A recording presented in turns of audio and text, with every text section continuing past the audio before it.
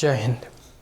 आइए अब हम लोग वर्मा कमेटी के ऑब्जर्वेशंस, यहाँ रिकमेंडेशन नहीं, ऑब्जर्वेशन इन द सेंस कि उन्होंने वर्मा कमेटी मतलब इस कमेटी का गठन इसलिए किया गया था कि जैसे 1976 में हमने फंडामेंटल ड्यूटीज़ को, ठीक है यहाँ लिख देता हूँ पहले, फंडामेंटल ड्यूटीज़ मौलिक कर्तव्यों का जो है एक संविधान में ऐसा पार्ट 4A इंक्लूड किया, उसे जोड़ा, ऐड किया।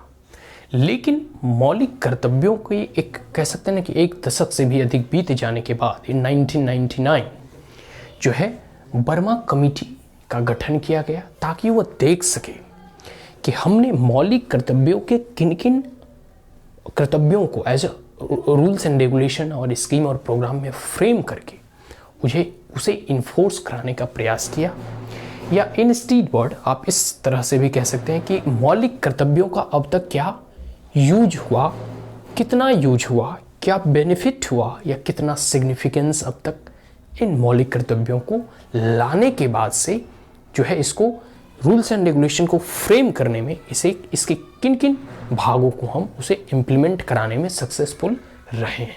ठीक है, तो वर्मा कमेटी के कुछ ऑब्जर्वेशन उन्होंने क्या बताया इसके बारे में हम पढ़ेंगे 8 पॉइंट में। सबसे पहला है 1999 में जो है identify the existence of legal provision, ऐसे कौन कौन से लीगल और कानूनी प्रावधान किए गए सरकार के द्वारा, गवर्नमेंट ऑफ इंडिया के द्वारा, जो कि फंडामेंटल ड्यूटीज़ के मौलिक कर्तव्यों को इन्फोर्स कराने का प्रयास किया गया या फिर लीगली इसे बाइंडिंग बनाने का प्रयास किया, इसे इम्प्लीमेंट करने का प्रयास किया गया इसको। ठीक है, legal provision for the implementation of the some of the fundamental duties, कुछ ऐसे मौलिक कर्तव्य हैं जिसे लीगली कानून के जरिए जो है भारत सरकार ने इसे कह सकते हैं एट अ ग्राउंड लेवल इसे मौलिक कर्तव्य होने के साथ साथ कानून बनाकर इसे इन्फोर्स कराने का काम किया। सबसे पहला है prevention of insult to national honour act of 1971। सन 1971 में एक प्रकार से कह सकते हैं मौलिक कर्तव्यों को आने से पहले यह जो है नेशनल ऑनर के लिए, राष्ट्रीय सम्मान के लिए एक कानून लाया गया जिसके अंतर्गत बताया गया कि prevent disrespect to national flag. As example के तौर पे अमेरिका में नेशनल फ्लैग को आप कुछ भी करो उससे सरकार को कोई मतलब नहीं, लेकिन भारत में अगर आप नेशनल फ्लैग का अपमान करते हैं, उसे जलाते हैं, उसे फाड़ते हैं या उसे डिसरिस्पेक्ट करते हैं, इन that case it is a punishable offence, आप पर दंडनात्मक कार्रवाई की जा सकती है। ठीक है, तो वही बताता है कि राष्ट्रीय फ्लैग का अपमान करने से बचाने के लिए जो है यह एक्ट लाया गया था, prevention of insult to national honour act of 1971।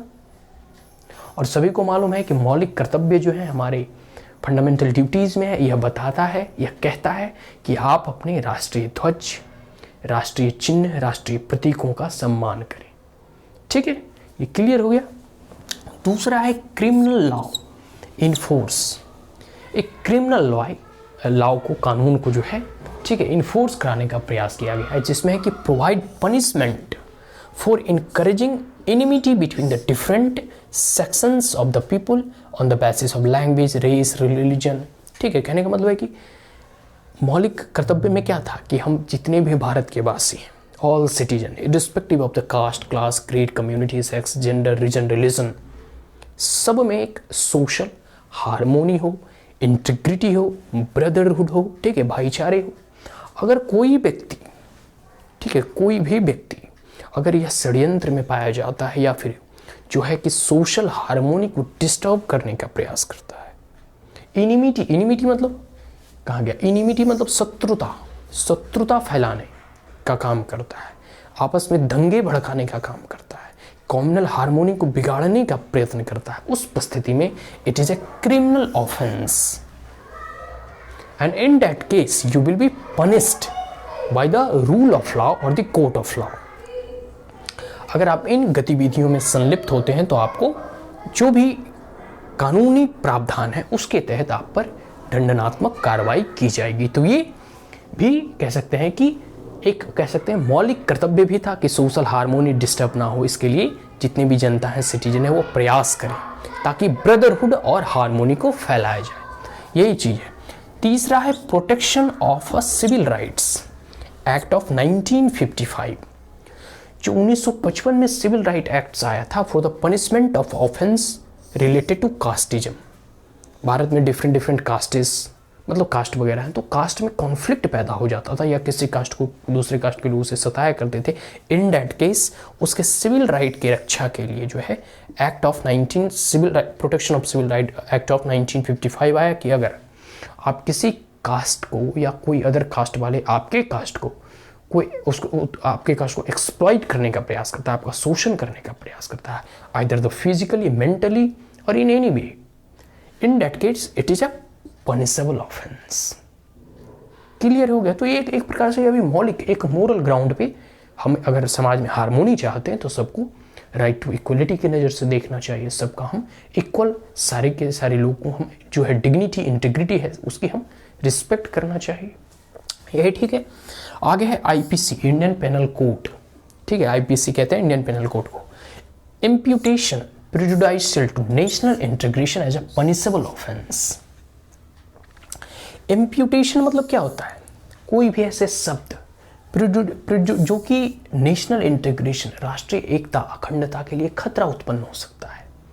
Other word में आप कह सकते हैं कि देश विरोधी गतिविधियां, देश विरोधी बोलियां, देश के खिलाफ नारे या देश के खिलाफ आवाज, जो टुकड़े टुकड़े गैंग जो जेएनयू में उठाए थे, वैसे किसी भी जो कि राष्ट्र की एकता और अखंडता और इसकी संप्रभुता, यूनिटी, इंटीग्रिटी एंड फ्रेटर्निटी और सोवेनिटी पे खतरा उत्पन्न कराने का प्रयास करता हो या कोई ऐसी देश के खिलाफ नारे लगाने का प्रयास करता, उस परिस्थिति में इसे दंडनीय अपराध है या फिर दंड का प्रावधान है। तो क्या था हमारा जो कह सकते हैं कि मौलिक कर्तव्य क्या बनता है? मौलिक कर्तव्य तो यही बताता है कि हमें अपने राष्ट्र की एकता, राष्ट्र की अखंडता, उसकी संप्रभुता की रक्षा के लिए अपना सर्वस्व अर्पण कर देना है या बलिदान कर देना है। तो यही है नेशनल इंटीग्रेशन के लिए, राष्ट्रीय एकता के खिलाफ या विरोध में कोई जो आवाज़ें उठती हैं, उस परिस्थिति में या इस पे सरकार जो है इसे पनिश कर सकती है।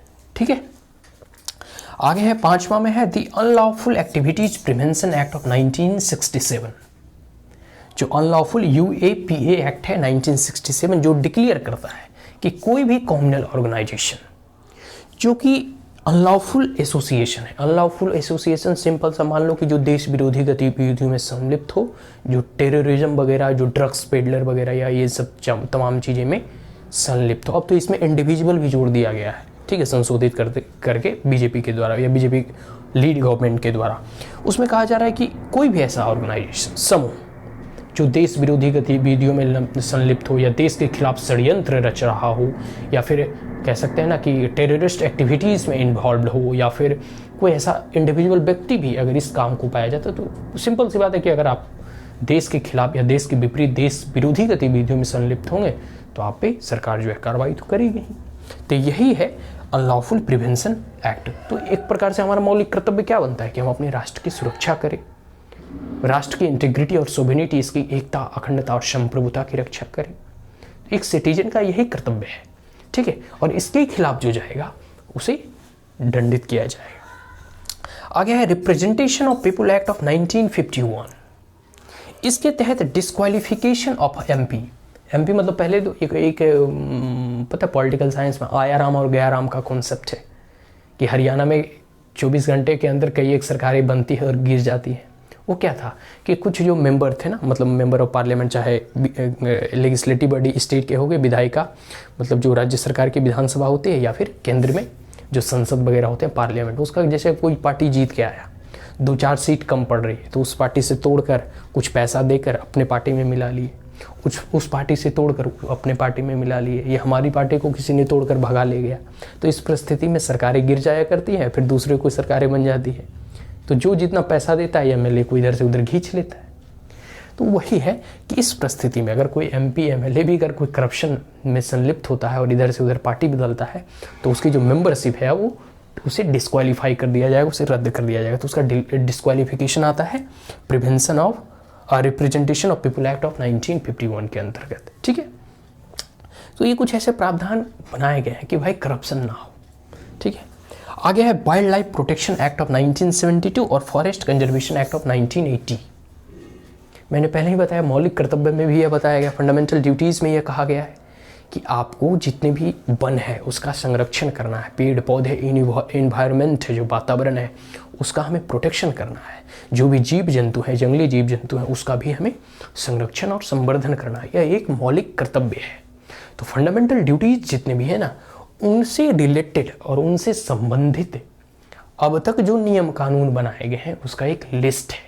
और यह बर्मा कमेटी के ऑब्जर्वेशन और निरीक्षण में यह पाया गया कि ये जो प्रावधान सरकार के द्वारा बनाए गए हैं वह जो है मौलिक कर्तव्यों से प्रेरित है, या फिर इन प्रावधानों में मौलिक कर्तव्य भी जुड़ता है। बहुत सारे एक्ट जो है बहुत पहले बनाए गए हैं, जैसे रिप्रेजेंटेशन ऑफ पीपल एक्ट 1951 बहुत पहले का है, लेकिन इसमें बाद में संशोधन किए गए ताकि disqualification of member of MP जोड़ा गया on the ground of corruption और करप्ट प्रैक्टिसेस। ठीक है, तो ये सब जो सारी चीज़ें हैं ना, ये देखते हुए जो है आप कह सकते हैं कि कितना सिग्निफिकेंस है मौलिक कर्तव्यों का, फंडामेंटल ड्यूटीज़ का। सो डैट आप कह सकते हैं कि जितने भी मौलिक अधिकार हैं, फंडामेंटल राइट्स हैं, और मौलिक कर्तव्य हैं, फंडामेंटल ड्यूटीज़ हैं, they are both complementary as well as supplementary to each other. If any citizen of any country, irrespective of the nation, and even whether they are the democratic nation or they are the communist nation or any type of any form of government, even if there were a राजतंत्र, पहले राजतंत्र होता था ना, monarchy होता था, तो उसमें भी क्या होता था कि आप अपने राज्य के प्रति जो है निष्ठावान रहें, लॉयल रहें। ठीक है, आपका यह कर्तव्य बनता है कि आप अपने राष्ट्र के प्रति जो है निष्ठावान रहें, निष्ठा के साथ आपकी निष्ठा और आपकी भक्ति जो है वो राष्ट्र के प्रति होनी चाहिए। तो वही है फंडामेंटल ड्यूटीज़, मौलिक जो है कर्तव्य, और एक होता है मौलिक अधिकार। दोनों के बारे में हम लोग आज यहाँ ये चैप्टर जो है यहीं क्लोज होता है। So that's all, thank you once again, and if you are the first time on my channel, then like it, share it, as well as subscribe it. Also press the bell icon. If there were any queries, comments, suggestion, advice, you may comment in the comment box. Thank you once again, have a great day.